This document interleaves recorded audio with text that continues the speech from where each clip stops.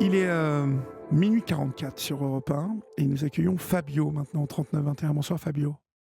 Bonsoir Olivier. Bonsoir. Merci de prendre mon appel, ça fait plaisir. Je vous suis régulièrement et j'aime beaucoup la manière dont vous vous posez aux gens et je crois que j'ai besoin de ça en ce moment. D'accord. Vous m'appelez d'où Fabio? Nous sommes voisins, Olivier. Ah, d'accord. Nous sommes dans le même quartier, nous avons le même âge. D'accord, très bien. Voilà. 24 ans donc, à peu près. C'est ça, bientôt 25, c'est ça. Très bien. Et donc, du coup, vous m'appelez pourquoi Fabio? Dites-moi.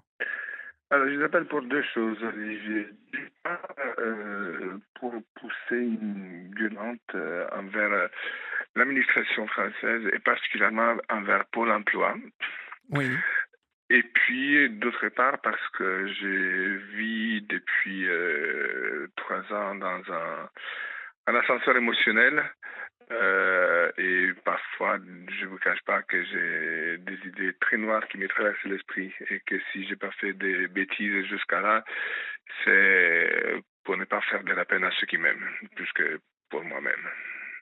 Que faites-vous en fait dans la vie, Fabio? En tout cas, Actuellement, je suis au chômage oui. et j'ai travaillé pendant longtemps dans le tourisme. Et je me suis retrouvé à un moment en septembre 2019 où en l'espace de 10 jours, euh, j'ai subi une séparation très douloureuse de ma compagne. Euh, la Mais société que j'ai détenue oui. et on a cambriolé mon appartement. Oh là Tout ça, là. tout ça en 10 jours. Tout ça dans le quartier là. Oui, tout ça dans les quartiers. Et en l'espace de 10 jours. C'était fin août 2019, début septembre 2019. Donc, autant vous dire que j'ai eu une longue traversée du désert, à la fois matérielle, à la fois morale, qui s'est pas encore fini. Et j'ai, comment vous dire, en fait, je passe de tout l'un à tout l'autre. C'est-à-dire que il y a des moments de grande euphorie, des moments de grande sérénité même, et des moments où j'ai du mal à me lever du lit le matin parce que j'ai envie de rien, quoi. J'ai envie de même pas d'ouvrir la fenêtre de chez moi. Mmh. Et donc, je vous disais pour l'administration française, parce que je suis au chômage, donc pendant la pandémie, j'ai pris un travail alimentaire, je m'occupais de totalement autre chose, mais Oui. au moins j'avais quelque chose, j'avais un revenu. Et j'ai été licencié début de l'été dernier. Et donc, je me suis inscrit, je suis indemnisé, tout va bien, mais je voulais faire une formation pour une reconversion professionnelle euh, parce que malgré cet état d'esprit un peu au plus bas, on va dire, à ce Oui. moment, Oui. disons ça comme ça, euh, en fait, je cache bien mon jeu. C'est-à-dire que quand je suis chez moi, je suis vraiment pas bien, etc. Mais je suis quelqu'un de très extraverti et donc quand je suis en société ou avec les autres gens, j'ai Vous ne pas envie montrez rien? non, j'ai pas envie que les gens soient de faire de la peine aux gens ou que les gens aient de la peine pour moi et qu'ils s'inquiètent pour moi et donc voilà, tout va bien dans le meilleur des mondes et je ne montre rien de ce que sont mes difficultés à la fois matérielles et morales. Et dans votre entourage, donc personne ne sait que ça ne va pas? Hmm, très peu de gens, Très peu de gens, d'accord. ouais, très peu de gens. Et j'essaye aussi de ne pas trop en parler parce que justement, il y a beaucoup de gens qui au moment où j'avais besoin d'eux, ils m'ont tourné le dos, comme souvent ça arrive, malheureusement. Oui, oui. Et d'un côté, ça m'a permis de faire les tri parmi ceux qui étaient mes vrais amis et ceux qui étaient juste des amis de convenance. Je ne sais pas si on peut dire ça comme ça. Oui, mais si on Euh, peut. Mmh. Mais d'un autre côté, voilà, ça m'a mis un coup au moral. J'étais suivi et je suis suivi encore par un psychiatre parce que j'ai fait une grosse dépression. J'ai suivi un traitement médicamenteux pendant 2 ans là-dessus. Oui. Euh, voilà, et au-delà des difficultés matérielles, c'est vraiment compliqué moralement parce que pour l'instant, j'ai des petits boulots par-ci par-là, mais c'est quelque chose d'assez irrégulier, donc c'est pas c'est pas toujours facile. Et pourtant, j'ai des qualifications qui sont pas mal. Je parle plusieurs langues.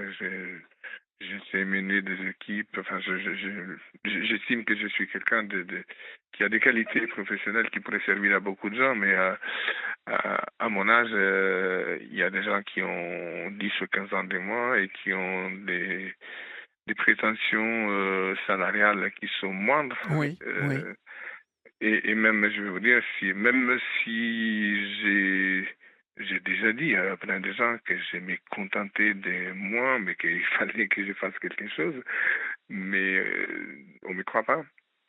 On me croit pas. Et puis, Dans quel domaine, Fabio, vous, vous aimeriez exercer, que je sache un peu? alors, Olivier, moi, comme je vous disais, j'ai été un meneur d'équipe pendant très longtemps. J'ai eu des équipes à gérer jusqu'à 40 personnes et je suis quelqu'un qui encore aujourd'hui, je connais quelque chose. Si je parle de quelque chose, je suis capable d'entraîner les gens vers un projet. Donc, en parlant avec différentes personnes, il y a plein de gens qui m'avaient conseillé de faire une formation carrément pour faire soit du coaching pour des chefs d'entreprise, pour des gens en reconversion, pour des choses comme ça, donc, ou bien de me diriger vers les RH. Oui, Voilà, donc plutôt dans des domaines comme ça.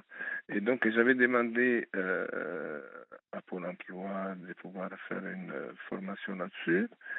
Et, euh, et c'est toujours très long. Et j'ai trouvé la formation, j'ai demandé le financement et à 4 reprises, j'ai dû reporter le début de la formation, pas parce que je n'avais pas le financement, parce que je n'avais pas de réponse de Pôle emploi, qui prend des semaines et des semaines avant de répondre. À un moment donné, la personne qui est censée me suivre est partie en congé et j'avais préparé les dossiers, j'avais tous les dossiers, je lui ai envoyé les dossiers et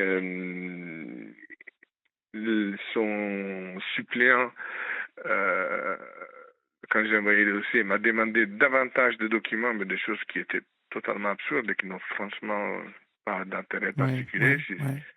Et, euh, et, euh, et en plus de ça, on m'a demandé, vous savez, quand on est inscrit au chômage, on a un espace personnel, disons, sur le site de Pôle emploi.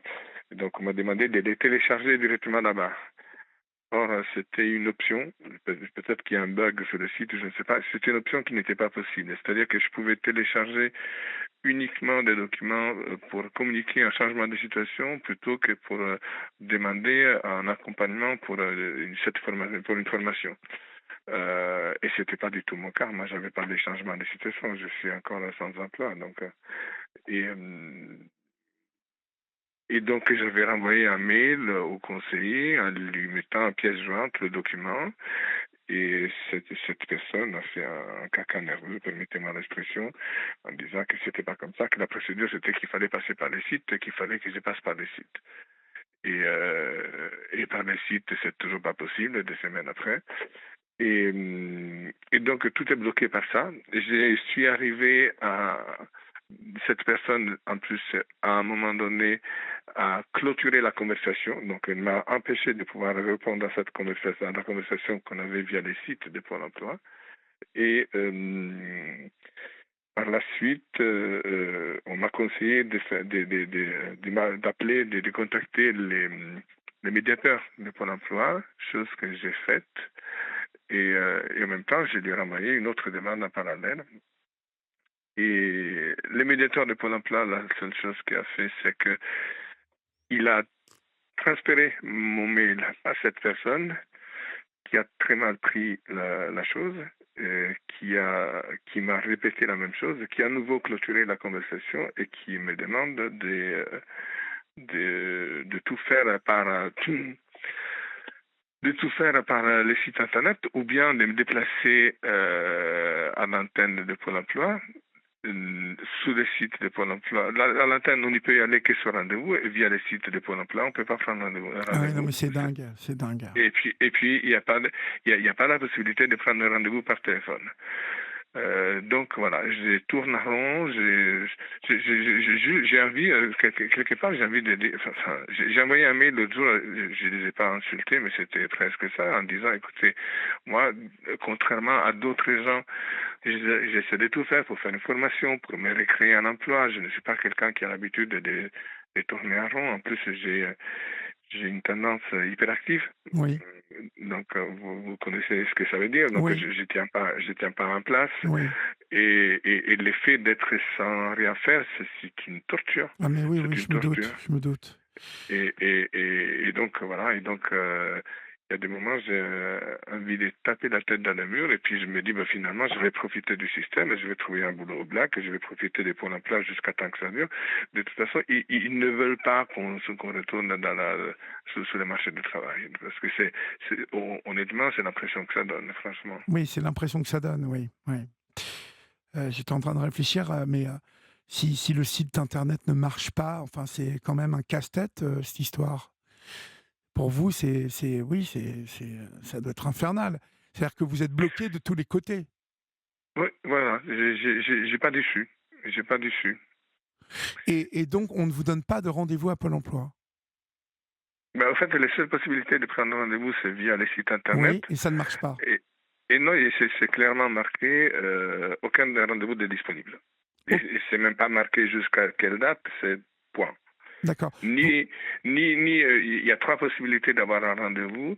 Il y a un rendez-vous en présence à l'agence de Pôle emploi, un rendez-vous téléphonique et un rendez-vous en visio. Et sous les trois options, il n'y a aucune possibilité. C'est-à-dire J'ai- qu'ils disent qu'ils sont complets jusqu'à il- telle date ou ils ne non, proposent rien. non, il y a pas de date. Ils disent, C'est euh, incroyable ce que vous nous racontez. ils disent tout simplement, je n'ai plus la phrase en tête, mais en gros, c'est impossible de prendre rendez-vous. Voilà. La phrase dit que aucun rendez-vous n'est disponible, Quelle antenne mais est-ce, Fabio? Quelle antenne est-ce?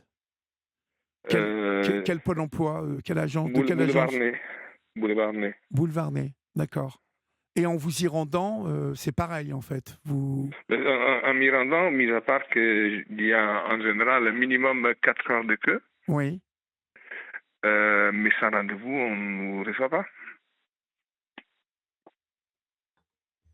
Alors si vous qui nous écoutez, parce que je sais que nous avions eu une discussion autour de Pôle emploi et que nous avions eu deux personnes qui nous avaient appelés et qui étaient des conseillères Pôle emploi et qui nous avaient vraiment sur une histoire comme la vôtre aidé à démêler les choses. Si vous qui nous écoutez, vous travaillez à Pôle emploi et que vous pouvez nous joindre et qu'on puisse vous mettre en rapport avec Fabio pour au moins le conseiller dans un premier temps et voir si vous ne pouvez pas euh, dénouer cette situation, parce que là on est comme vous tournez autour d'un rond-point, quoi. Il n'y a pas de sortie. Non, Il n'y a pas de non. sortie. Et vous comprenez bien, Olivier, qu'en plus, étant donné mon état d'âme en ce moment, euh, ça n'aide pas à remonter les morales. Vous voyez ce Bien que je veux dire? évidemment. Mais bon, je vous demande vraiment, Fabio, parce qu'il nous reste 1 minute 30. Mais vous pourrez me rappeler hein, quand vous voulez, bien évidemment. Bien sûr. Et puis, euh, mais vraiment, imposez-vous chaque jour de sortir, imposez-vous chaque jour de... Vraiment, je vous le dis parce que j'ai traversé il y a une vingtaine d'années une période comme celle-ci.